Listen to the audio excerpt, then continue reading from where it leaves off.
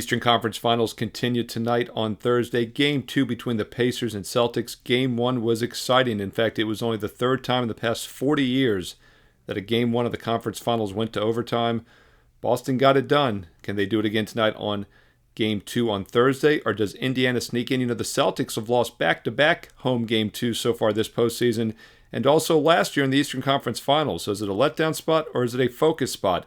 I'm going to break down the side, the total, player props, let you know how to make some money in Game 2 coming up free in this video in just a moment.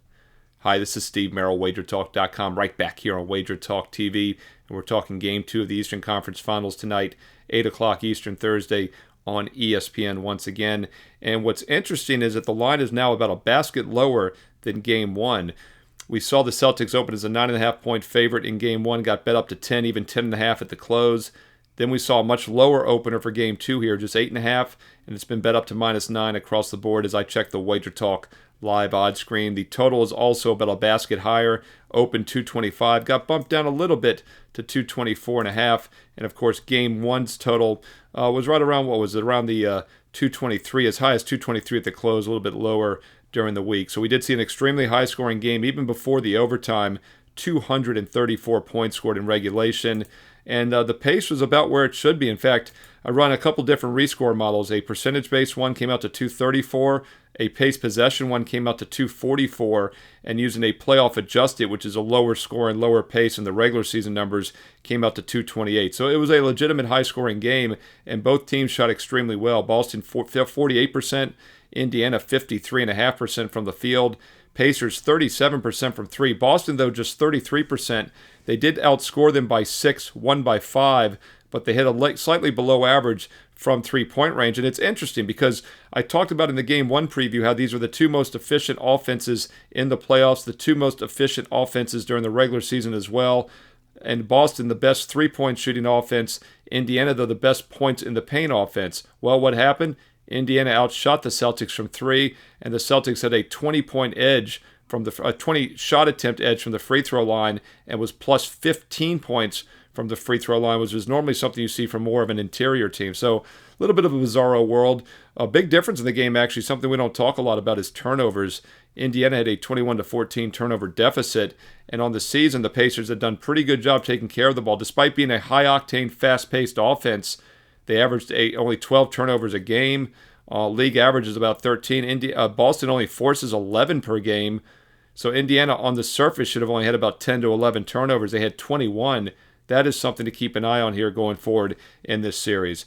But the key is often the case with the Boston Celtics and the NBA in general, is motivation, is focus. The Celtics are the best team in the league. The games they've lost so far this postseason have been very obvious when they're not focused. They've lost twice this postseason.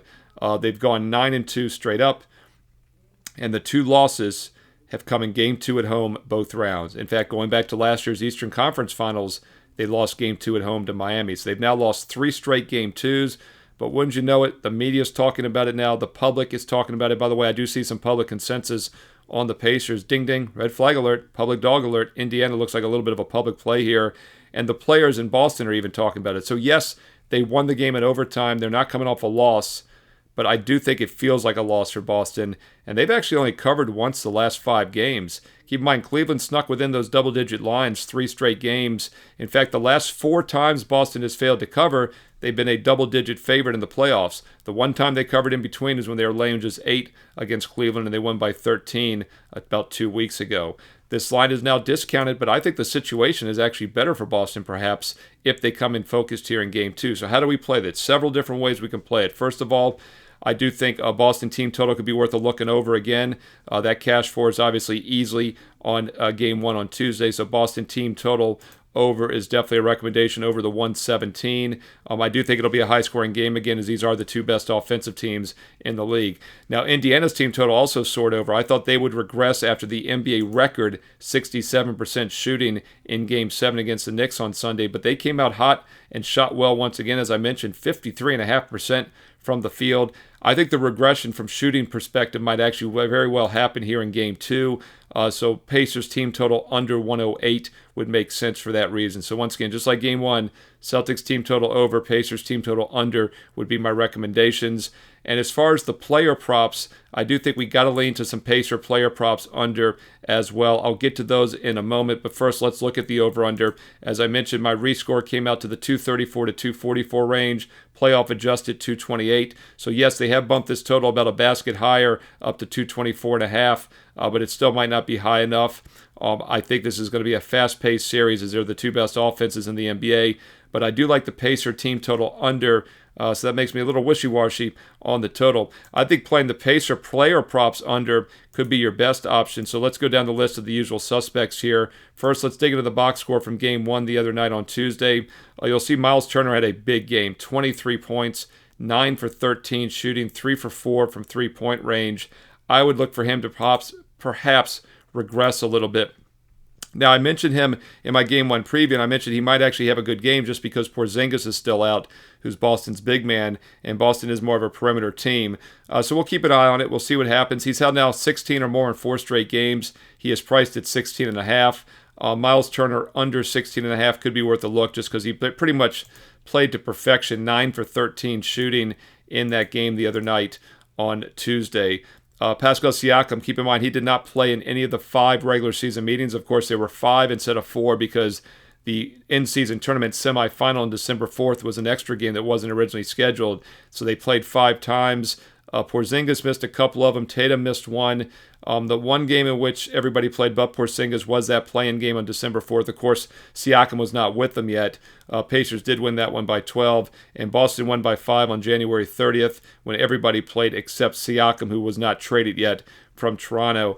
So that was his first action against the Celtics. He had 24 points, and he was only 12 for 23 shooting. He did not make a free throw, and he did not make a three-pointer. So once again, Siakam had 24 points, with no free throws and no three-pointers made. So I would not look to fade him.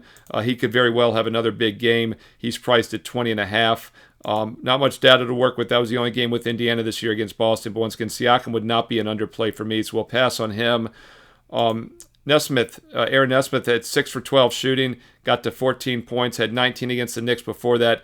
He's definitely a regression candidate because if you look at the other games in the New York series, 5 straight games 2 through 6, he had 10 points or less, including 8 points or less in 4 of the previous 5, before having 19 in Game 7 and 14 in Game 1 the other night. He's now priced at 11.5 points, but he was 6 for 12 shooting. Was just 1 for 5 from 3, but I think Aaron Nesmith under could be worth a look.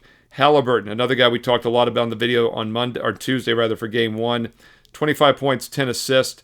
But Boston held him in check pretty good during the regular season when they played him. And once again, the Celtics with Holiday and White have arguably the best defensive guard backcourt in the NBA. So that's another reason I'm looking to fade the guards. Halliburton under props, I think, make a lot of sense here, especially after 2 over games. I look for him to come back down to earth under 19.5 points, Tyrese Halliburton, and that obviously would not bode well for the Pacers in general, as he is the key guy out there, the floor general, to say the least. Nembhard, the other guard, Andrew Nembhard, was also a guy I would look to fade to the under. He had 12 points in Game 1. He's priced here at 10.5. But overall, he was 5 for 10, 50% from the field, 50% from 3, and he still ended up with just 12 points. Nembhard under 10.5 is one of the player props I like the best here as far as fading some Pacers to the under. Let's look at the Celtics here, guys. In Game 1, Al Horford had 15 shot attempts, a lot more than I was expecting. Ended up with 15 points. He was only 3 for 12 from three-point range, and he still had 15 points. So Horford got a lot more action than we were expecting, so I'm neutral on him. Tatum, 2 for 8 from three-point range. He took 26 shots, or the most of any Celtic, 36 points. He's pretty much priced to perfection, though Tatum's really turned it on. After going under, 7 out of 8 games, he's had some monster runs now with 33 or more in 3 of his last 4 games. He's gone over. He's priced at 30.5. So I'd probably stay neutral on both Horford and on Tatum. Jaylen Brown, 10 for 20. He took a lot of shots as well. Holiday's a guy that might regress. He was 10 for 16, including 4 for 8 from 3. Playoff high, 28 points for him. He'd had 13, 16, and 18 in the 3 games against Cleveland before that, so he is playing better. 13.5 is his number. But once again, Holiday and White are more defensive guards, and I really think their focus is going to be more on defense against Boston in this series. And Derek White was 5 for 13, shooting 15 points. He's priced at 15.5 to 16. White has had 15 points or less now in 4 of his last 5 playoff games. So shop around. It's a 15.5 to a 16.5, but White under could be worth a look here, especially if he focuses more on defense for the Celtics. Pritchard 3 for 4 shooting, 2 for 3 from 3-point range, 8 points. Can't shoot much better, and he still landed on just 8. He's priced at 8 again. Pritchard under 8 might be worth a look. Under 8.5 is actually available at FanDuel for Pritchard. He did have 11 the 2 games before that, but I look for him to maybe regress a little bit. Peyton Pritchard, someone we have not talked about a lot here in these videos. All right, that's a deep dive for you into Game 2 here tonight on Thursday, ESPN 8 o'clock Eastern. Comment below. I read all the comments. I'll reply back. What are your thoughts on this series? Are the Pacers still alive, or did they let one get away from them? That's another thing to keep in mind, is that Boston maybe got the win, but I don't think the Celtics feel like they were proud of that win. And Indiana really should have won that game. Boston did a miraculous 3, of course, from the corner by Jaylen Brown just to tie it late. Celtics, by the way, got out to a 12-0 lead. Indiana took the lead after that, and then in the third quarter, it started tied. Celtics went up by 13. Indiana then went on a 12-point run, and they closed it to 1. So Celtics had 12 and 13-point leads in the first and second half and let them slip away both times. Another reason I think they'll probably be more focused here for game number 2. Let me know your thoughts below in the comments. Do you agree with the public? They look like they're on Indiana in this one. They're also leaning towards the over. We've seen the total bump up a bit. 2 best offenses in the NBA, though. It's hard to disagree with the high-scoring series. As far as the adjusted series price, Boston and Indiana. Boston was about a 9-1 favorite when the series began. They're now about a 12 to 13-1 favorite. So a little bit of a bump higher, but not as much as you would normally see. Of course, we'll have a breakdown also of Dallas-Minnesota Game 2 tomorrow on Friday. Mavericks pulled the upset last night on Wednesday, 108-105 as a 4.5-point dog. Dallas now a 165 to 170 series favorite after being a 160 dog. So we saw a pretty big adjustment there in that one. And I will have a full deep dive for you for Game 2 Western Conference Finals tomorrow on Friday morning here on WagerTalk TV. By the way, click subscribe and click the bell if you want an instant alert when these videos go up each and every day. I've done every game, every day of the playoffs, and I will continue to do so if you're finding it useful. So do me a couple quick favors. Thumbs up, like. It takes half a second. Thumbs up, like, boom, you've done it. And that goes a long way to keeping the content free and plentiful. And also comment below. I do truly read all the comments, and I'll reply back. What are your thoughts? How are you playing Game 2 tonight between the Celtics and Pacers? Don't forget also, if you want my official best bet for Game 2 tonight, my client best bet is available on my page, Steve Merril, WagerTalk.com. Daily baseball best bets as well. And hey, don't forget about those free plays. Easy 7-3 winner with the Yankees last night on Wednesday. That was our free MLB play. Also do free baseball videos throughout the week here. Another reason to click subscribe and hit the bell for instant alerts when the free baseball and basketball content goes up every day here on the channel. And if you are considering my baseball best bets, I know many of you already have the rest of the NBA playoffs. We're talking the NBA. I know many of you have that NBA playoff package because I gave you a special price several weeks ago. Many of you jumped on board. We do have a summer special, all sports, baseball and basketball combined. But if you already have basketball, just email or contact customer support. Let them know you're a basketball client, and they will give you a special discount for baseball since the all sports package, doesn't do you much good. You've already got the NBA. All you need is baseball. Be sure to contact customer support. They've got a special promo code for current NBA clients. If you're not a current NBA client, what are you waiting for? I'm number 1 this year in the NBA. I'm number 1 all time units won. Nobody's won more money in the NBA in the history of WagerTalk.com than I have. We cashed last night with the over between the Mavericks and T-Wolves, and you can get tonight's top play along with my baseball best bets on a daily basis. And right now you can get them for free for the rest of May when you sign up for June or longer. Once again, sign up for this summer and you get the rest of May free. There's 2 options. You can get June or you can get June, July, August. It's a 1 month or a 3 month. It doesn't matter which one you choose. They're both summer specials, and they both include the rest of May, including tonight's Thursday best bets, for free. No promo code needed. You can see the prices on my page right now, Steve Merril, WagerTalk.com. We have the May-June special, and then the May, June, July, August special till September 2nd.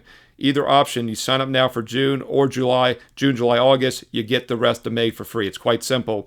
You get the next 9 days and nights, including the best bets for Thursday, for free. So don't wait any longer. You sign up a couple days from now, you're getting the rest of May for free, but you're missing a few days as an added bonus. By the way, it works out to less than $6 a day, less than $3 a play for every baseball and basketball best bet with those summer specials. No promo codes needed. Check them out right now along with daily free plays. Steve Merril, WagerTalk.com. Get there quicker with shortcut WT.buzz/SM. Follow me on Twitter and X at Steve Merril, 2 R's, 1 L, at Steve Merril on Twitter and X.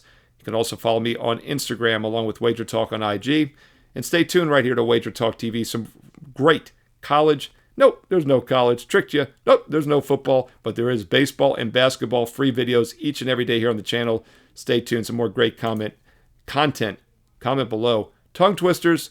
Comment below. But great content is coming up next. Thanks for watching. Enjoy the games. I'll be back tomorrow on Friday morning with your Game 2 Western Conference preview for the T-Wolves and Mavericks.